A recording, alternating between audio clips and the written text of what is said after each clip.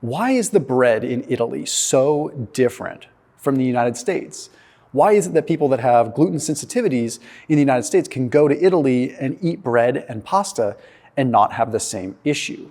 It's nothing magical. As a matter of fact, if you actually look at the structure of the wheat itself, you can see there are very clear differences. Now, there's a lot of speculation as to why certain things are the way that they are, but let's just jump right into it. So in the United States, we use what is called a red wheat. Now, this red wheat is already a high gluten content. We're already talking like 12 to 15%. So you already have a gliadin structure that makes it so that there's more gluten. Naturally, the nutrient density of a red wheat is a little bit lower to begin with, not to mention the ultra refining that we usually do in the United States. It really just makes it a lot less nutrient dense to begin with. But then when we get into Italy, there's a few different kinds. There's like the durum wheat. The durum wheat is more like the semolina flour. Now, durum wheat is unique in and of itself. It's a lower gluten content as is, but it's also a higher protein content. So because of the higher protein content, and because of the higher fiber content, it's usually lower glycemic to begin with. Not to mention, it's going to be a lower gluten content. That's going to be easier to digest. But you might notice there's a little bit of a yellow tint to it. And this is mainly used in like southern Italy and Sicily. You'll see that kind of a lot. And that's the yellow tint is the carotenoids that are in it. So it already has some flavonols in it. It has antioxidants, which could impact some of the glycemic index of the bread to begin with. The bottom line is it's significantly lower gluten content and just generally a little bit easier to break down than red wheat in the United States. But let's look at some of the other ones. The soft wheat, which is the wheat that you're going to see in a little bit more northern Italy because it can be grown in a cooler climate, this already has what is called amylose in it. Amylose is a prebiotic fiber, so it's already going to be slightly lower glycemic. Sometimes people that go to Italy that have the soft white flour or bread from that, they might actually get a little bit of bloating and kind of like gassy at first. And that's just because there is a prebiotic fiber in it. So it's essentially a resistant starch that the gut has to work a little bit harder to break down, and it potentially ferments. This actually makes it a more beneficial flour, beneficial food for the gut, but in and of itself is also lower gluten. So again, we're looking at the types of wheat in Italy, and they're lower gluten to begin with. So whether or not you're celiac, the bottom line is that there probably is an overall spectrum of gluten sensitivity. So even if you don't have celiac, but you have gluten in the US and you feel like uncomfortable and not real good with it, you could go to Italy and maybe consume the bread there and feel better than if you consume the bread in the US.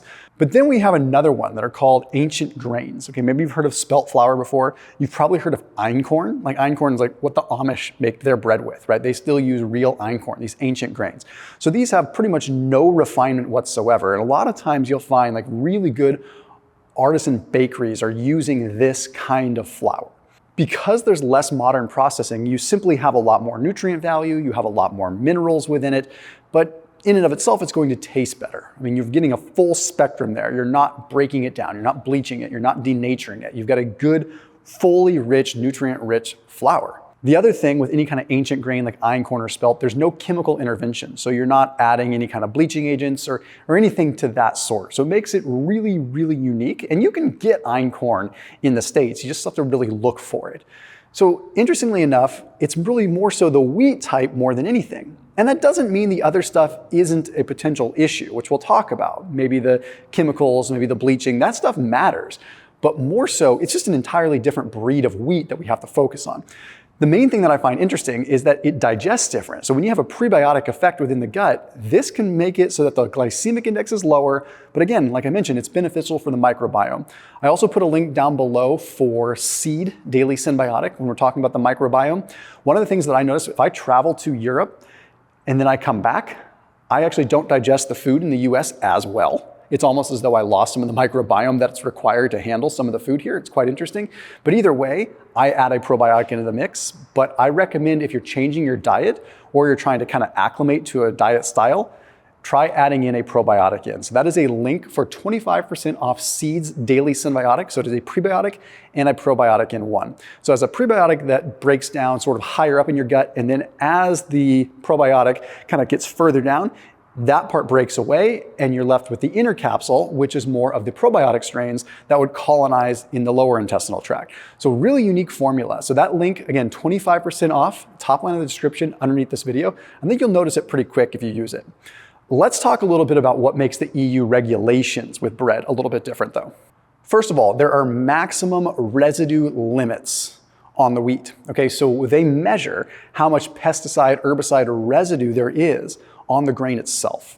So that means that you could only have so much of a given chemical or herbicide or pesticide on it, and it wouldn't be allowed. So this is a huge difference from the US. We have much looser standards on this because in the US, it's a little bit more about higher turnover, higher yield, better margins, because there's a lot more just mass, right? In the EU, it's much more about maintaining culture and quality. Like in Italy specifically, the flour is a staple. This is like a real good, important food to their culture, and they're not going to risk it.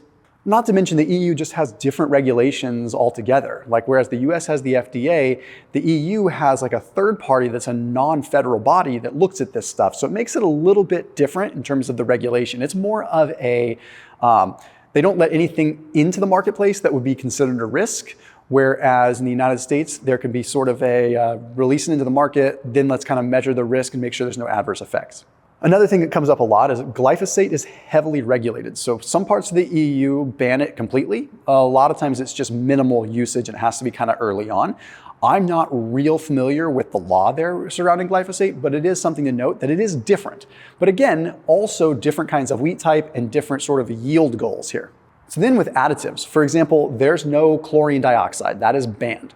That is commonly, or at least was commonly used in the US to bleach the flour, right? So there's no bleaching agents, there's no additives.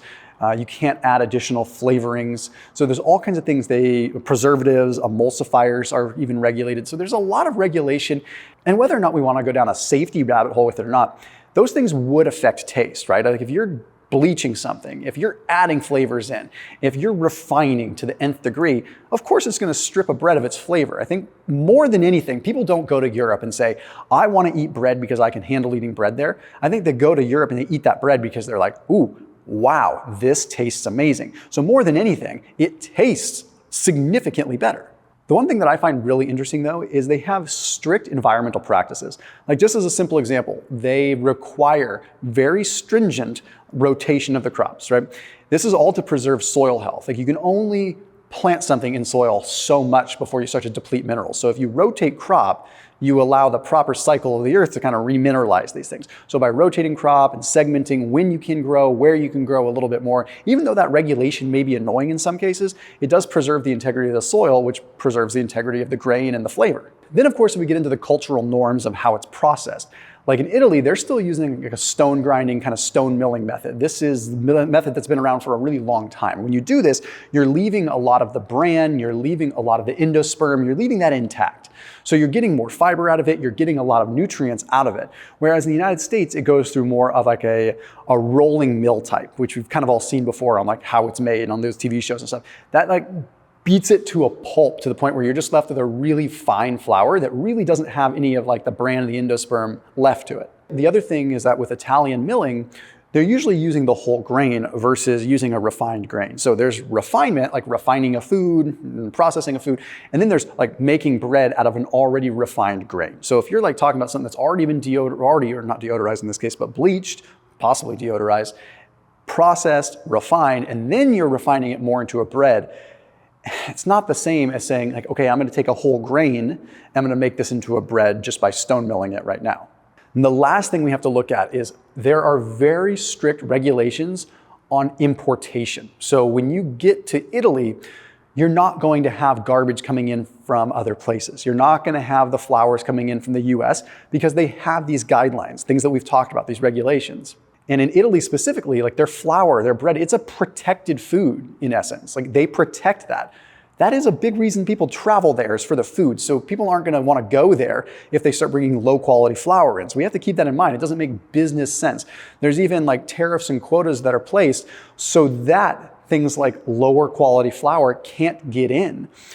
If you're in that country and you're in business in that country, that could certainly decrease your margins and might be frustrating, but at the same time, it's protecting the integrity. And I don't think most of the people in Italy are worried about that. They're not worried about, undercutting and trying to find a lower quality way to make bread. Like these people that are making bread, there is a demand for good quality bread, plain and simple. They also check for any kind of like herbicide or pesticide residue on anything that's coming in, and not many things that are going to be imported are going to make that cut. Additionally, what I found very interesting was the EU has some of the strictest, if not the strictest, regulations on mycotoxins. So basically, any kind of mycotoxins or mold count that would be in a grain or flour, they have the strictest regulations on. They do not let that in. Not only can that impact the flour, but that could impact the health of citizens too. So they really pay attention to that. But also, that's something active, right? Like mycotoxin is something that could spread and continue to like affect how they harvest and make bread in small shops and things like that. I just find that very interesting that they even look at that.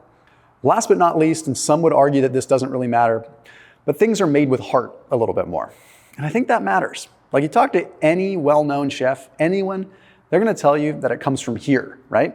So when you're talking about a baker, when you're talking about someone who's been doing this generationally, they put heart into it. And that bleeds through into the kinds of ingredients that they'll use.